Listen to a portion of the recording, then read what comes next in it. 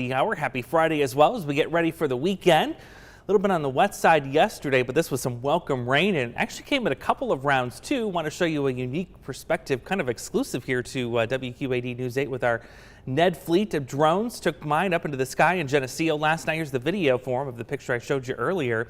Kind of an impressive little shelf cloud pushing through, and there you see the rain, heavy rain falling from the storm on the right hand side of your screen as that sky becomes a little bit lighter. Picked up about 1.5 inches at my house in Geneseo yesterday. Many other of our hometowns picking up some much needed rain too. I got a lot of rainbow pictures too to show you. First, let's go to ERIE Township. Another impressive shelf cloud coming in. This was sent in from Joe Thompson there. And now a rainbow picture from MOLINE.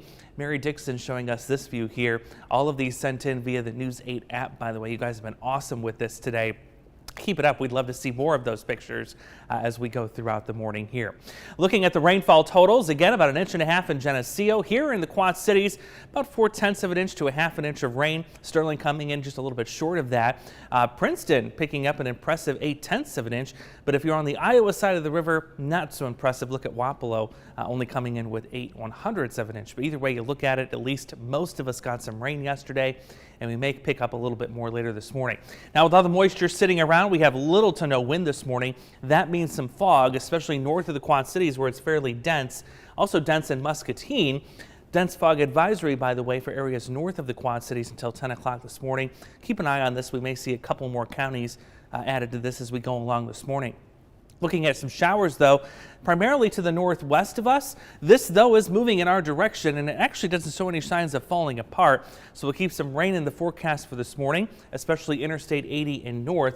But I think we'll dry out by this afternoon, and Future Track kind of has the idea of that. Perhaps a peak or two of sun as temperatures rise into the low 70s for us. More clearing taking place tonight. We'll stay dry for football and actually start off with some sun for Saturday morning. More clouds coming in by the afternoon, but with a south wind tomorrow, look at the difference in temperatures. We're headed into the low 80s. Very comfortable this evening for football. Temperatures will start out in the low 70s for game time and then get into the upper to say mid 60s as we wrap things up a little later this evening. Notice more moon showing too here, clouds disappearing as the night goes on. Outside right now in MOLINE, we are at 60 warm degrees, still some fog around, and you can see that here in our MOLINE shot. Some of that fog in the background, so watch out for that commute this morning. That fog is going to be dense in spots. Pair of 80s for the weekend, though it will be mostly cloudy. A couple of peaks of sun here and there, but very warm with a south wind. We'll watch a couple of storm clusters next week, especially Monday into Wednesday. Some of those storms could have some gusty winds as we transition to a cooler pattern. That may send high temperatures a little bit closer to the 70-degree mark by late next week. Certainly still looks warm, though. You can see we're above the average high of 69, even going into the majority of next week.